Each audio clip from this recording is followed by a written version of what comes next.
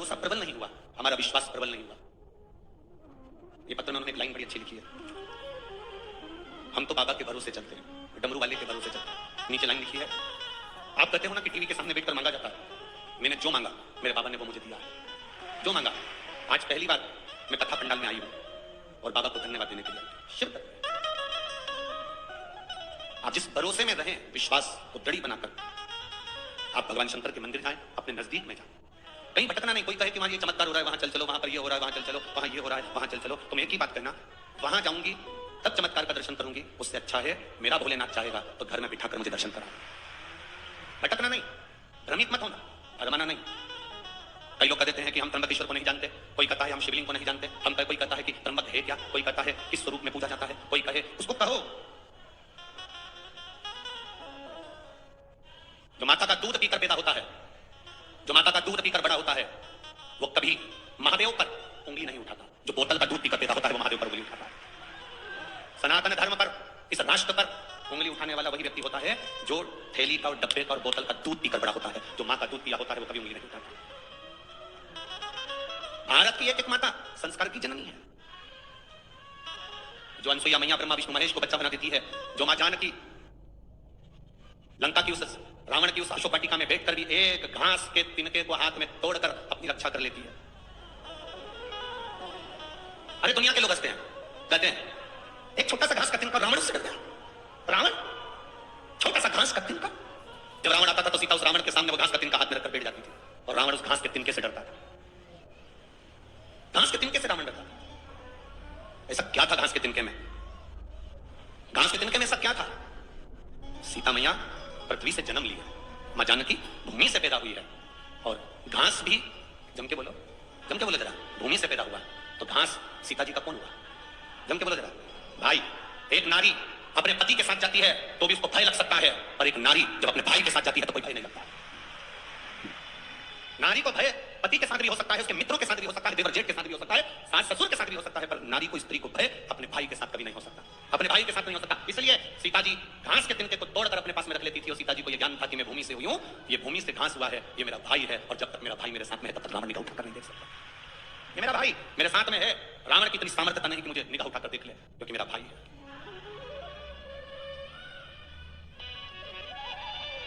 महाराष्ट्र की इस पवित्र भूमि पर, महाराष्ट्र की इस पवित्र धरा पर, छत्रपति शिवाजी महाराज की यह पावन धरा, बाला साहेब ठाकरे जी की यह पवित्र भूमि, जिस पर विधर्मी, केवल बाला साहेब ठाकरे एक बार निकलकर चले जाते थे तो विधर्मियों अपने अपने कमरे छोड़कर बाहर भग जाते थे। आज उस भूमि पर जरा विचार करिए, हम असुरक्षित कैसे नजर आए। राम जी अयोध्या से चले, अवध से चलते चलते चलते चलते राम जी ने कभी एक पूरी जगह तक जाकर देख लो, कहीं पर किसी की ना तो नाक काटी, ना हाथ काटा, ना मुंडा काटा। यहां आकर मेरे राम जी ने सोप ना खाती, नाक काटकर कहा कि तेरा मन भगवत भजन में नहीं लग रहा, तू कहीं ना कहीं विधर्म की ओर आगे बढ़ रही है, और तेरा अंत होगा तब पूरा अधर्मियों का अंत हो जाएगा। तो ये वीर शिवाजी, छत्रपति शिवाजी इस नासिक शहर को, इस गोदावरी के तट को सबसे प्रथम मानते थे कि राम जी ने इस भूमि से रावण को ललकारा था, और वीर शिवाजी छत्रपति ने भी इस भूमि से उन विधर्मियों को ललकारा।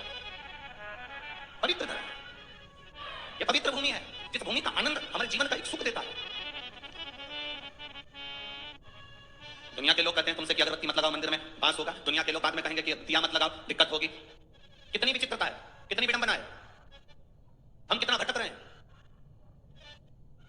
भगवान की भक्ति से हम दूर होते चले जा रहे हैं। आज का व्यक्ति मेहनत करना नहीं चाहता, और शिव महापुराण की कथा कहती है कर्म प्रधान है। शिवपुराण की कथा कहती है कर्म पूरा करो। इस व्यासपीठ पर बैठकर आज तक हमने ये बात नहीं कही होगी आपसे कि आप हमारे पास में आके बैठना, हम तुमको कहीं से गड़ा हुआ धन निकाल कर दे देंगे, या आप हमारे पास आना, हम तुमको रोग मुक्त कर देंगे, हमारे पास आना तुम्हारा दुख मिट जाएगा। ये कभी आज तक नहीं कहा व्यासपीठ से, क्योंकि हमको अगर दुख आता है तो हम भी महादेव की शरण जाते हैं। आपको भी दुख आए तो महादेव की शरण जाए। राम जी की जिंदगी में दुख आया वो महादेव की शरण में गए। भगवान कृष्ण की जिंदगी में दुख आया तो महादेव की शरण में गए। 16,108 रानियां भगवान कृष्ण की थी और एक भी संतान नहीं थी, तब गर्गाचार्य बाबा से कहकर शिवलिंग का पूजन करा, एक रानी के साथ 11-11 दिन तक 1 लाख से ज्यादा भगवान कृष्ण के घर में संतान की प्राप्ति शिव की कृपा से। ऐसा कोई बता दो देव हो, ऐसा कोई असुर का नाम ले लो जो शंकर की आराधना न करो। रावण शिव की आराधना करते थे, कंस शिव की आराधना करते थे, महिषासुर शिव की आराधना करता था, तारकासुर शिव की आराधना करता था, जटासुर शिव की आराधना करता था। ऐसा कोई असुर बताओ जो शंकर की आराधना न कराओ। ऐसा कोई देवता बताओ जिसने शिव की आराधना न करी हो। तुम सोमवार का व्रत करो ना करो, तुम मंगलवार का व्रत करो ना, तुम जिस व्रत को कर रहे हो, अगर लक्ष्मी जी की पूजन कर रहे हो शुक्रवार का व्रत कर रहे हो, तुम कृष्ण भगवान की पूजन कर रहे हो, तुम राम भगवान की पूजन कर रहे हो, तुम देवी जी की पूजन कर रहे हो, तुम दत्त की पूजन कर रहे हो, तुम हरिविठल की पूजन कर रहे हो, तुम पांडुरंगा की पूजन कर रहे हो, तुम गोदावरी की पूजन कर रहे हो, तुम गंगा की पूजन कर रहे हो, तुम गौमाता की पूजन कर रहे हो, तुम वृक्ष लता पत्र की पूजन कर रहे हो, तुम संसार में किसी की भी पूजन करो, पूजन का फल जब दिया जाता है तो उस लिस्ट को, उस फाइल को पहले देवाधिदेव महादेव के पास भेजा जाता है और महादेव उस फाइल को स्वीकृति देते हैं, तब उस फल को दिया जाता है। ऐसा कोई फल नहीं जो भगवान शंकर के बिना आपको मिल जाए। शिव के बिना कोई फल नहीं मिलता, शंकर के बिना फल की प्राप्ति नहीं होती। एक लड़के ने अपनी मां से कहा, मां तू कह रही थी कि पंडाल में बैठकर कथा सुन लो तो उससे फल प्राप्ति होती है, तो मां ने अपने बेटे से कहा मेहनत भी करना पड़ेगी। सियोर वाला महाराज कहता है अपना कर्म पूरा करना पड़ेगा। एक बेटा लिखा,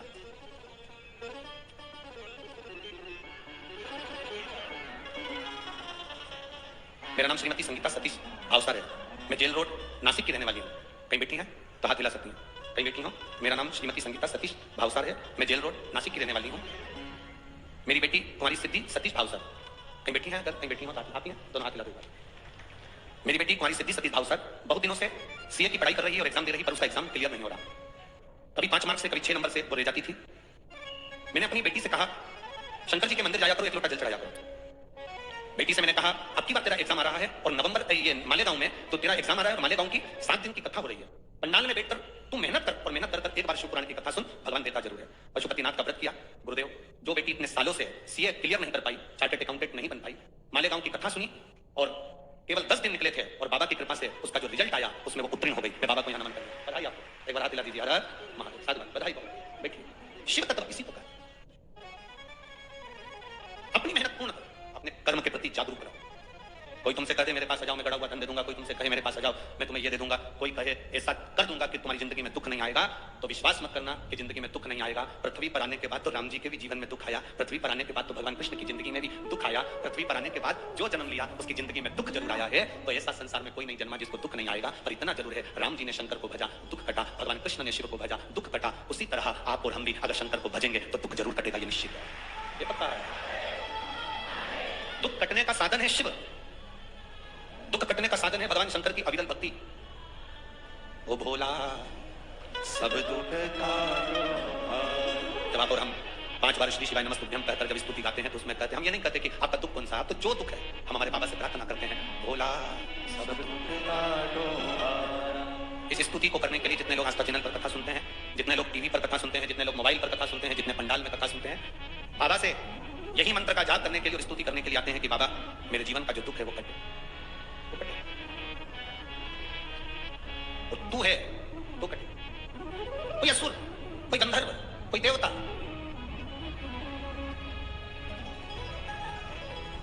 भगवान का दरवाजा ना छूटे। मां, महात्मा और परमात्मा, कौन कौन? बोलो, जम के बोलो।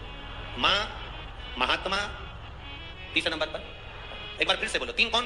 मां, महात्मा और परमात्मा। इन 3 को पकड़ कर रखोगे तो जिंदगी में कभी पीछे मुड़कर देखना नहीं पड़ेगा, आगे बढ़ते चलेगा।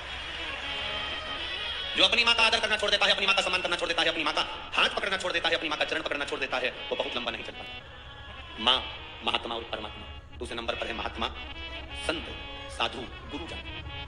संत, साधु, गुरुजन किसको कहा? कोई कपड़े पहन लिया, जटा बढ़ा ली, खूब तिलक छापा कर लिया, खूब सारी माला पहन ली तो उससे कोई संत या साधु नहीं बन जाता। संत साधु का सबसे बड़ा लक्षण है, संत साधु का सबसे बड़ा गुण है, जो उसके पास जाता है उसके जैसा नर्म बन जाता है और भगवान की भक्ति में डूब जाता है। संत साधु के पास गए और प्रॉपर्टी की बात कर रहे हो, संत साधु के पास गए और जमीन जायदाद की बात कर रहे हो, संत साधु के पास गए और तुम अन्य अन्य बातों को कर रहे हो, तो उसमें सुख का अनुभव नहीं है।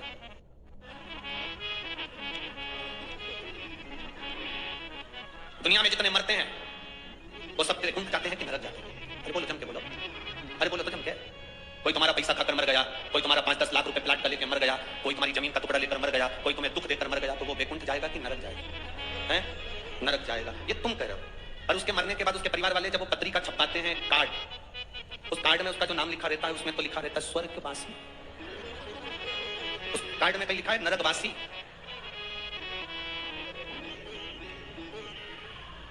विदेश में कोई मरता है तो कहते हैं एक्सपायर, डेड बॉडी, पर हमारे यहाँ तो कितना भी पापी से पापी भी मर जाए तो उसके नाम के आगे लिखा रहता है स्वर्गवासी।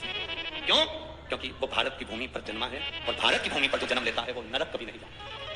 अच्छा चलो, जाने तो तुम्हें सियोर वाले महाराज की बात पे भरोसा नहीं हो तो एक एक पुराण उठाकर बता दो। हिरण्यकशिपु मरा, प्रहलाद का पिता मरे तो नरक गए कि स्वर्ग गए? बोलो बोलो रावण मरा तो वैकुंठ गया कि नरक गया? चलो वो भी जाने दो। जिस हिरण को बाण मारा था वो वैकुंठ गया कि नरक गया?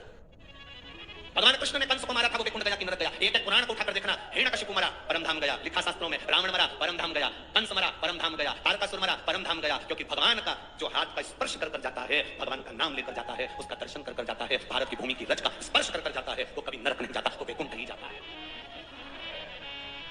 कितनों के घर जाकर देख लेना, जिन जिनके घर में कोई बुजुर्ग मर गए हो उनका फोटो लगा होगा, उस फोटो के नीचे लिखा होगा स्वर्गीय। अब उसके नाम के आगे कभी नहीं लिखा नरकीय, उसमें लिखा स्वर्गीय। हर चंदन है इस देश की माटी, तपोभूमि हर ग्राम है, हर बाला देवी की प्रतिमा बच्चा बच्चा है। जिसके सैनिक समर भूमि पर गाया करते गीता है, उसी माटी के हल्के नीचे खेली करती सीता। चंदन है इस देश की माटी, तपोभूमि हर ग्राम है, हर बाला देवी की प्रतिमा बच्चा बच्चा राम। ये भूमि ही कुछ ऐसी है, ये धरा ही कुछ ऐसी है, इतनी पवित्र है ये भूमि, जिसको समझने वाला समझ सकता है। आज के जमाने में बड़ी बड़ी गादियों पर लोग बैठ जाते हैं, बड़ी बड़ी पीठ पर लोग बैठ जाते हैं और भेद करते रहते हैं। वो ज्योतिर्लिंग बड़ा है, वो ज्योतिर्लिंग छोटा है, वो शंकर बड़ा है, वो शंकर छोटा है, ये महाराज बड़ा है, वो महाराज छोटा है। 12 ज्योतिर्लिंग में कभी ये मत कहना कि वो ज्योतिर्लिंग बड़ा, कि वो ज्योतिर्लिंग बड़ा। दिए की ज्योति बराबर का प्रकाश देती है, 12 ज्योतिर्लिंग एक बराबर का फल देते हैं। हम भेद कर रहे हैं, हमारी बुद्धि भेद कर रही है। मां दूसरे नंबर पर, जम के बोलो जरा, महात्मा।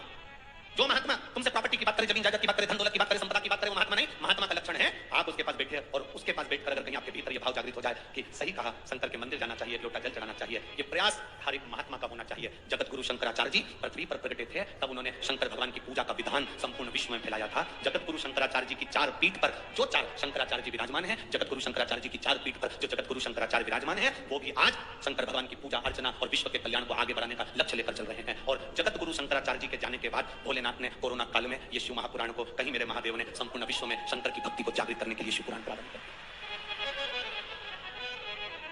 हमको इतनी प्रसन्नता हुई, किसी ने पत्र ला कर दिया। उस पत्र में लिखा था पहले छोटे छोटे शंकर मंदिर में, नासिक में भी शंकर के छोटे छोटे मंदिर में दरवाजे बंद रहते थे, होटले पर कुत्ता बैठे रहते थे, कोई नहीं जाता था, दरवाजे सब बंद पड़े रहते थे। बड़े बड़े मंदिर में सब जाते थे, छोटे छोटे मंदिर में कोई नहीं जाता था। हम धन्यवाद देते हैं, आपने एकांतेश्वर महादेव का वर्णन किया, तो लोग अब छोटे छोटे मंदिर में भी जाकर पूजन और आराधना कर रहे हैं। छोटे छोटे मंदिर में भी पूजा आराधना कर रहे हैं। एक एक मंदिर में छोटे से छोटा शिवालय हो, चाहे बड़े से बड़ा शिवालय हो, उन शिवालयों का आनंद अपने आप बड़ा है, अपने आप। शिव भक्ति की जागरूकता और अपने देश को, किसी भी देश को जब नष्ट करना होता है तो सबसे पहले उसकी संस्कृति को नष्ट किया जाता है। विधर्मी जब किसी राष्ट्र को बर्बाद करते हैं, नष्ट करते हैं, उस पर आक्रमण करते हैं, तो सबसे पहले भीतर घात करते हैं, उसकी संस्कृति को, उसकी सभ्यता को, उसके संस्कारों को नष्ट करते हैं, उसके संस्कारों को नष्ट करते हैं, उसकी संस्कृति को नष्ट करते हैं। और आप सबको मैं धन्यवाद देता हूं, शिव महापुराण के माध्यम से आप लोगों ने जो शंकर के मंदिर में जल चढ़ाना प्रारंभ करा, इस भारत की संस्कृति को फिर आगे बढ़ा दिया। अब बर्बाद नहीं हो सकता। राष्ट्र फिर मजबूत हो गया, सनातन धर्म फिर मजबूत हो गया। धर्म की, अधर्म का, प्राणियों में और विश्व का फिर सनातन धर्म मजबूत हुआ है जब आप लोग भगवान के देवालय शिवालय तक जाए। दुनिया में जितनी कथाएं होती हैं उसमें बूढ़ी बूढ़ी माताएं ज्यादा जाती हैं, पर शिव महापुराण की कथा केवल एक ऐसी है जिसमें बूढ़ी माताएं तो कम मिलती हैं, पर युवान माताएं, युवान भाई, युवान बहनें ज्यादा रहती हैं। ज्यादा बुजुर्ग माताएं तो बेचारी ग्राउंड के अंदर ही नहीं घुस पाती है। गाड़ी बहुत दूर रोकी जाती है तो अंदर कैसे जाए? बोलो सही है कि गलत? तो बूढ़ी माताएं तो पहले मना कर देती, वहां से नहीं चला जाए, घोड़ा दुखे, मैं नहीं चला, ऐसे नहीं चला। तो युवान युवान बहुएं, बेटियां, मेरी माताएं, मेरी जीजियां, मेरे जवान जवान जीजा होन, मेरे बेटे, मेरी बहनें इस कथा में आकर जब बैठती हैं, यहाँ से जो ग्रहण करती हैं वो लेकर जाती हैं और अपने बच्चों को वो संस्कार देती हैं। एक लोटा जल पकड़ाकर मंदिर भेजती है, वो गौरव उत्पन्न होता है, वो सुख उत्पन्न होता है, वो आनंद की अनुभूति होती है। अपने संस्कार, अपनी संस्कृति का सुख हो। माँ, महात्मा और परमात्मा, इन तीन को कभी मत छोड़ो। परमात्मा का दरवाजा, दुनिया के लोग कहें, कोई तुमसे कह रहे भगवान शंकर को जल चढ़ाने से क्या मिलता है, आप कुछ मत बोलना, यहाँ से हमारे पास से ये पत्र ले जाकर दे देना। इस सारे पत्रों में और कुछ नीचे रखे हैं, जो तुमसे कहें कि शंकर जी को जल चढ़ाने से, बेलपत्र खाने से, बेलपत्र चढ़ाने से, समी पत्र चढ़ाने से, शंकर भगवान को शहद चढ़ाने से, शंकर भगवान का अनुमोदन करने से, श्री शिवाय नमस्तुभ्यम बोलने से क्या मिलता है, उनको ये पत्र ले जाकर देना, जिसमें उनका मोबाइल नंबर भी है, एड्रेस भी है। वो आपको बताएंगे कि शंकर की भक्ति से मिलता क्या है, शंकर से क्या प्राप्त किया जा सकता है। ब्रह्मा ब्रह्मलोक में रहते हैं, भगवान विष्णु वैकुंठ लोक में रहते हैं, पर मेरा महादेव इसी मृत्यु लोक में, कैलाश पर, पृथ्वी पर रहता है। इसी कैलाश पर, पृथ्वी पर रहता, मृत्यु लोक। आप पुकारोगे वो तुरंत आएगा। जिस दिन आप समझ गए उस दिन जिंदगी का सुख आपके भीतर होगा। जिस जिस गोदावरी के तट पर आप कथा सुन रहे हैं, जिस माता गोदावरी के तट पर सप्तशृंगी माता के इस पावन सानिध्य में, त्र्यंबकेश्वर बाबा के इस पावन सानिध्य में, कपालेश्वर महादेव के इस पावन सानिध्य में, कालीराम जी के इस पावन सानिध्य में शिव महापुराण की कथा सुन रहे हो, इस पवित्र भूमि पर बैठकर अगर आप कथा का रस्तत्व ग्रहण कर रहे हो तो ये विश्वास मानकर चलना कि भूमि ने अगर असुरों को दिया, राक्षसों को दिया, तो देवताओं को भी दिया है।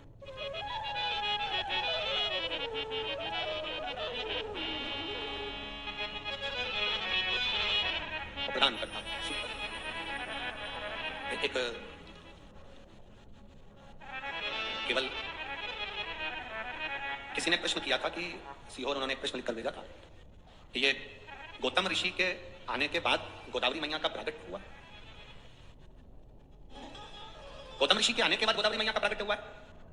जिसने प्रश्न किया वो अच्छे से एक बार स्कंद पुराण पढ़ना, ब्रह्मवैवर्त पुराण पढ़ना, अच्छे से लिंग पुराण का स्मरण करना। आपको ज्ञात होगा स्कंद पुराण के अंदर कि ये गोदावरी केवल गौतम बाबा के बाद की नहीं, ये गोदावरी तो गंगा है और गंगा केवल गौतम ऋषि के सम्मुख में तो इस गंगा का नामकरण हुआ है, बाकी के गंगा तो महादेव के विरल। इस गोदावरी तो बहती रही है, गोदावरी तो बहती रही है।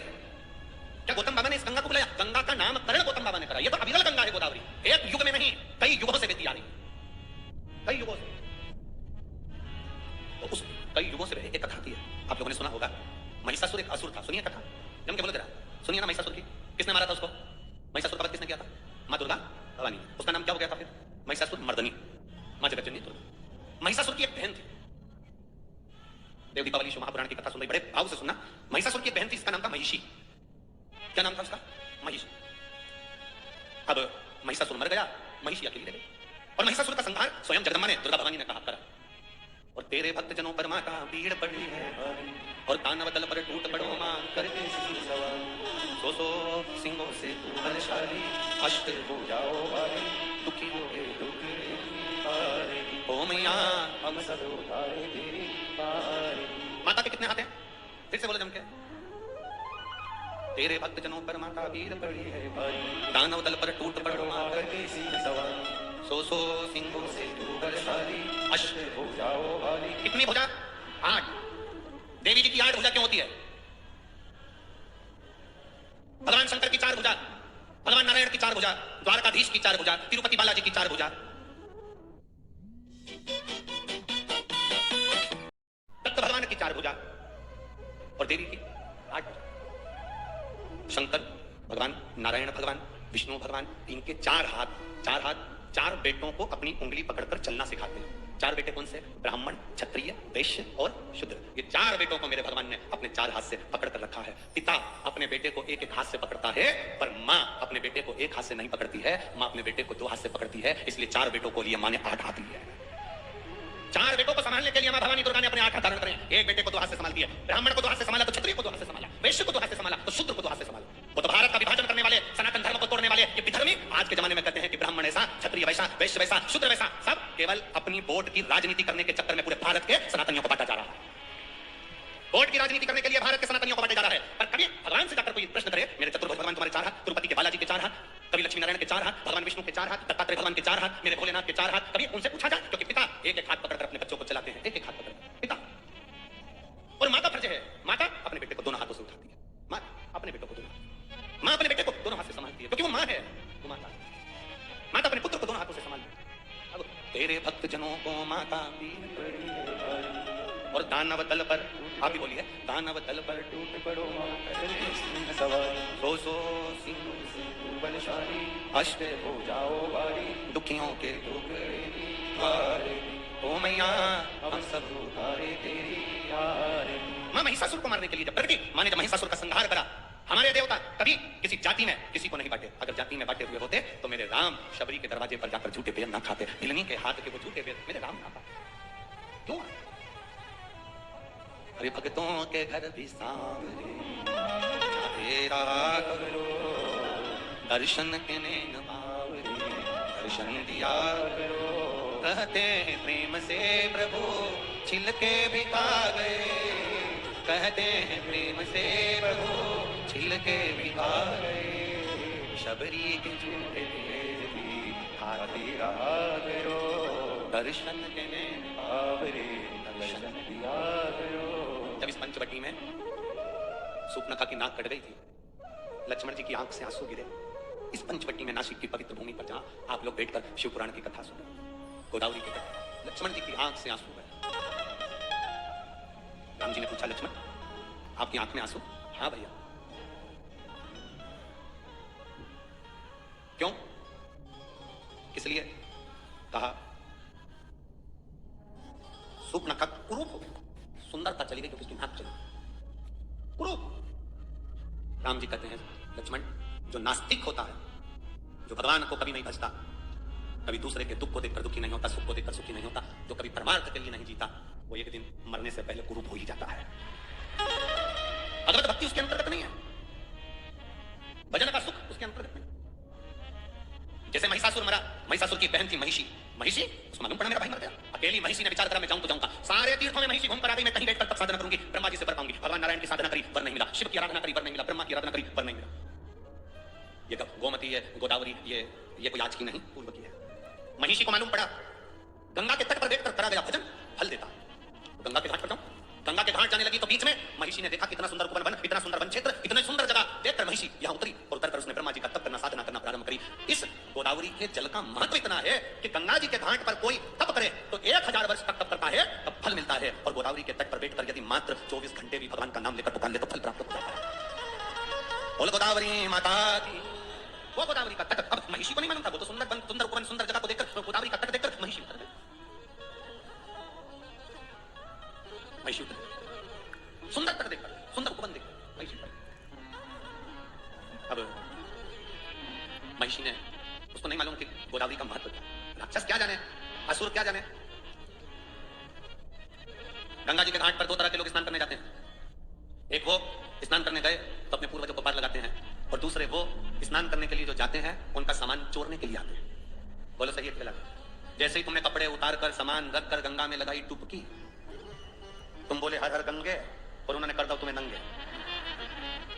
ले अब तुम जाके थाने में रिपोर्ट कर रहे, देखो हम ना गोदावरी नहाने आए थे, हम तो गंगा जी नहाने आए थे, हमारा सामान कोई ले गया, मोबाइल ले गया, पर्स ले गया। अब जो गंगा ईमानदारी से नहाने आए थे, 2 तरह के लोग, गंगा नहाने आते हैं, चुराने आते हैं। नहाने वाला जब गंगा नहा रहा होता है तो देवता भी उसकी 71 पीढ़ी पर फूल बरसाते हैं कि तेरे परिवार वाले ने गंगा नहाकर तुझे पार लगा दिया। और जो गंगा के घाट पर चोरी कर रहा होता है उसकी भी 71 पीढ़ी को यमराज भैंसे की पूंछ से बांध कर रगड़ता है। देख तेरे खानदान का व्यक्ति को चोरी करने के लिए दूसरी जगह नहीं मिली, गंगा के घाट पर चोरी कर रहा है, उसके बराबर पापी कौन? अरे ओ छोटो, दुनिया में सब जगह चोरी करो, पर जो तीर्थ है भारत की भूमि के, उसमें जाकर कभी चोरी मत करो, तुम्हारी 71 पीढ़ी भी तड़पती है, तुम्हारी 71 पीढ़ी भी तड़पती है। कहां गंगा के घाट पर चोरी करने के लिए गया, कहीं दूसरी जगह नहीं मिली थी, 71 पीढ़ी को भोगना पड़ता है। चोटा चोरी कर करके कितना सामान ले जाता है, एक मंगलसूत्र ले गया, चेन ले गया, लाख रुपए का सामान ले गया, तो भी चोटा कभी लखपति करोड़पति नहीं बना, आज तक के चोटा की चोटा ही है। और जिनकी चेन मंगलसूत्र चले गया वो थोड़े दिन रोने के बाद भगवान से कि मेरी चेन मंगलसूत्र चले गया, भगवान ने कहा बहुत दिन से पहन रही थी, चिंता मत कर, हल्का बहुत था इसलिए भारी दिलाना था, टेंशन क्यों लेती है, चिंता ना। इसलिए आशीष बार बार कहते हैं अपनी चेन अंगूठी मोबाइल पर्स लेकर यहां मत आओ, सावधान इंडिया। क्यों आते हो, क्यों लाते हो, कहता है तुम सुनो तब तो। अब महिषी ने सोचा कि मैं कहां जाऊं, उतर गई इस सुंदर उपवन में, सुंदर पंचवटी में उतर गई, गोदावरी के तट पर उतरी। उसको नहीं मालूम कि मां गोदावरी की कृपा कितनी है, मां गोदावरी का करुणा कितनी है। जिसने शास्त्र नहीं पढ़ा, जिसने वेद नहीं पढ़ा, जिसने शास्त्रों का अध्ययन नहीं करा, वो कह सकता है कि शिवलिंग में क्या है, वो कह सकता है कि त्र्यंबक में क्या है, वो कह सकता है कि शंकर होते क्या है, वो कह सकता है गोदावरी का मतलब क्या है, वो कह सकता है सप्तशृंगी माता का मतलब क्या है। जिसने वेद शास्त्र पुराण पढ़े होते हैं वो समझता है कि गोदावरी के तट का महत्व क्या है, कपालेश्वर का महत्व क्या है, राम जी के नाम का महत्व क्या है, त्र्यंबक के नाम का महत्व क्या है, वो जानता है कि शिव महापुराण का महत्व क्या है। महिषी नहीं जानती थी कि मतलब क्या, वो तो बैठ गई। अब उसने सोचा मुझे स्नान करना है, स्नान करूं तो क्या करूं। पहली बार महिषासुर की बहन महिषी गई उपवन में बैठकर इस पंचवटी में गोदावरी का स्नान करी तो बड़ी सुंदर सी हो गई, सुंदर सी बनकर। अब महिषी का मतलब जानते हो ना तुम? अरे बोलो तो जम क्या महिषी मतलब, अरे बोलो तो। महिष का मतलब क्या होता है, भैंसा, और महिषी का मतलब भैंस। अब भैंस ने सोचा कि मैं आई और नहाई, नहाते से सुंदर हो गई, तो भैंस कैसी हुई होगी, मिस इंडिया। भैंस कैसी होगी, कहा गोदावरी के जल में शंकर की जटा से सप्तधारा जो गोदावरी निकली है, उसकी धारा में वो सुख है कि कोई पापी से पापी जीव भी उसमें कूद कर स्नान कर लेता है निष्कपट भाव से, तो वो मनुष्य की देह धारण कर लेता है। वो गोदावरी कूदी, महिषी सुंदर स्त्री का रूप ले ली, बैठ गई। उसको स्मरण नहीं आ रहा क्या मैं भैंस से स्त्री बन सकती हूँ। कई लोग ऐसे हैं जो भैंस से स्त्री बन गए, पर कई ऐसे हैं नहीं बोल, समझ गए, भैंस जैसे हो गए। भैंस के आगे कितनी भी बीन बजाओ वो नहीं सुनती, सांस कितनी भी के बेटा सिर पे पल्लू डाल के रहा कर, भैंस को तुम कितनी भी बीन बजाओ वो तो कोई कोई ऐसे हैं जो भैंस से स्त्री बन जाते हैं और कोई कोई ऐसे हैं। हम नहीं बोलेंगे देखो हमको 4 दिन और लेना 3 दिन और लेना काय बात बोल रहे या नासिक वालों से आपत बोलने के कहा जाए तो कोई कोई वो भैंस से स्त्री बन जाती है स्त्री से भी भैंस बन जाती है। कितना क्या उनसे अरे बेटा ऐसा कर ले भैंस क्या आगे हारन कितना भी बजाओ वो तो भैंस की कहती ना मैं नंग जाऊं रोड मेरे काका की नहीं हटी आखिरी में गाड़ी साइड से लेना पड़ती है पर भैंस नहीं।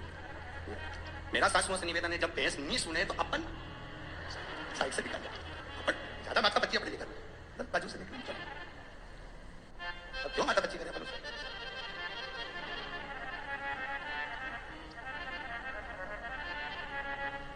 देवा ओ महादेवा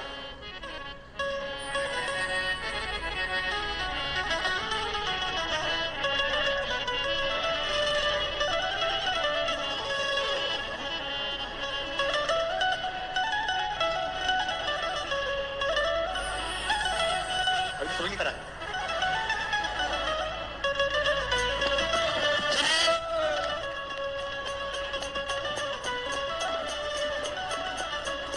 हे देवा महादेवा हे देवा महादेवा हे देवा महादेवा हे देवा महादेवा सारी उम्र करूं तेरी सेवा बाबा जी